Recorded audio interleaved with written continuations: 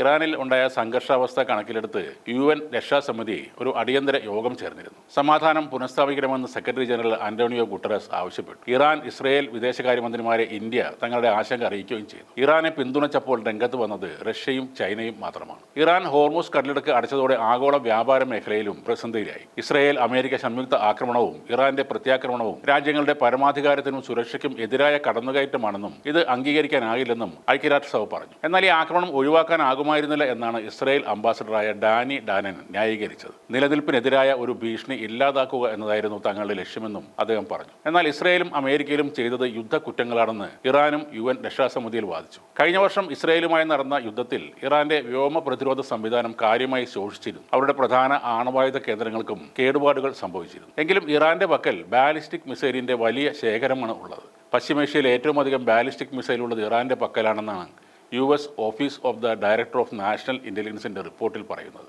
ഇസ്രയേലിൽ നിന്നുള്ള സംരക്ഷണത്തിന് അത് മതി എന്നാണ് ഇറാന്റെ ഒരു വിശ്വാസം. ഗാസ യുദ്ധത്തിന്റെ ഭാഗമായി ഇറാന്റെ പിന്തുണയുള്ള ഹിസ്ബുള്ള, ഹമാസ്, ഹൂതികൾ എന്നീ സംഘങ്ങൾക്ക് ഇസ്രയേൽ കനത്ത പ്രഹരം ഏൽപ്പിച്ചിരുന്നു. സിറിയയിലും ഇറാഖിലുമുള്ള ഷിയ സായുധ സംഘങ്ങൾ മാത്രമാണ് കാര്യമായ പരുക്കൊന്നും ഏൽക്കാതെ ഇപ്പോഴും നിലനിൽക്കുന്നത്. ഇറാൻ ആണവായുധം നിർമ്മിക്കാൻ ശ്രമിക്കുന്നു എന്നാണ് അമേരിക്കയും സഖ്യകക്ഷികളായ പാശ്ചാത്യ രാജ്യങ്ങളും പറയുന്നത്. എന്നാൽ ഇറാൻ കാര്യം ആവർത്തിച്ച് നിഷേധിക്കുകയാണ്. വൈദ്യുതി ഉൽപ്പാദനം പോലുള്ള സിവിലിയൻ ആവശ്യങ്ങൾക്കായാണ് ആണവ സമ്പുഷ്ടീകരണം നടത്തുന്നതെന്ന് ഇറാൻ ഇപ്പോഴും അവകാശപ്പെടുന്നു. എന്നാൽ ഇത്തരം ആവശ്യങ്ങൾക്ക് വേണ്ടതിനേക്കാൾ വളരെ അധികം യുറേനിയം ഇറാൻ സമ്പുഷ്ടീകരിച്ചിട്ടുണ്ട്. കഴിഞ്ഞ ജൂണിൽ ഇസ്രയേലും അമേരിക്കയും ഇറാനിലെ ആണവ കേന്ദ്രങ്ങൾ ആക്രമിക്കുമ്പോൾ 60% ശുദ്ധിയോടെ സമ്പുഷ്ടീകരിച്ച 400 കിലോഗ്രാം യുറേനിയം ഇറാന്റെ കൈവശം ഉണ്ടായിരുന്നു എന്നാണ് അന്താരാഷ്ട്ര ആണവോർജ്ജ ഏജൻസി പറഞ്ഞത്.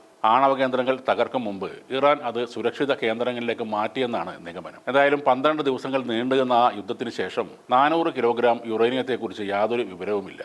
ആ യുദ്ധത്തിന് ശേഷം അന്താരാഷ്ട്ര ആണവ ഏജൻസിയുടെ പരിശോധനയ്ക്ക് ഇറാൻ സമ്മതിച്ചിട്ടുമില്ല. ആണവായുധം ഉണ്ടാക്കാൻ 90% ശുദ്ധിയിൽ സമ്പുഷ്ടീകരിച്ച യുറേനിയമാണ് വേണ്ടത്. ഫെബ്രുവരി 26-നായിരുന്നു ഇറാനും അമേരിക്കയും തമ്മിലെ 3ാം വട്ട ചർച്ച. സ്വിറ്റ്സർലൻഡിലെ ജനീവയിൽ ആ ചർച്ച നടക്കുന്നതിന് മുമ്പ് ഇറാന്റെ വിദേശകാര്യമന്ത്രി അബ്ബാസ് അരാക്ചി പറഞ്ഞത് ഒരു സാഹചര്യത്തിലും ഇറാൻ ഒരിക്കലും ആണവായുധം വികസിപ്പിക്കില്ല. സമാധാനപരമായ ആണവ സാങ്കേതിക വിദ്യയുടെ ഗുണഫലങ്ങൾ ഇറാനിയൻ ജനതയ്ക്കു വേണ്ടി പ്രയോജനപ്പെടുത്താനുള്ള നമ്മുടെ അവകാശം ഇറാൻ കൈവെടിയില്ല എന്നുമാണ്. ഇറാന്റെ ആണവ പദ്ധതികൾ പൂർണ്ണമായും ഇല്ലാതാക്കുക എന്നതാണോ അല്ലെങ്കിൽ ഒരു ഭരണമാറ്റമാണോ അമേരിക്ക ഇപ്പോൾ ഉദ്ദേശിക്കുന്നത് എന്ന് വ്യക്തമായിട്ടില്ല. അയത്തുള്ള അലി ഖമനേയുടെ അഭാവത്തിൽ ഇനി ആരാകും ഇറാനെ നയിക്കുക എന്നതാണ് ഇപ്പോൾ ഉയരുന്ന പ്രധാന ചോദ്യം. ഇപ്പോൾ ഒരു 3-അംഗ സമിതിയാണ് ഇറാനിൽ ഭരണം നടത്തുന്നത്. ഖമനേയുടെ പിൻഗാമിയെ തെരഞ്ഞെടുക്കും വരെ ഈ സമിതി തുടരും. ഇറാൻ പ്രസിഡന്റ്, സുപ്രീം കോടതി ചീഫ് ജസ്റ്റിസ്, IRGC മേധാവി എന്നിവരാണ് ഈ സമിതിയിൽ ഉള്ളത്. ഇപ്പോൾ ശക്തമായ തിരിച്ചടി ഇറാൻ തുടങ്ങിയെന്നാണ് റിപ്പോർട്ടുകൾ. നേരത്തെ പറഞ്ഞതുപോലെ തന്നെ അമേരിക്കയുടെ സൈനിക സാന്നിധ്യമുള്ള ഗൾഫ് രാജ്യങ്ങളെ തന്നെയാണ് ഇറാൻ ഇപ്പോഴും ലക്ഷ്യം വെക്കുന്നത്.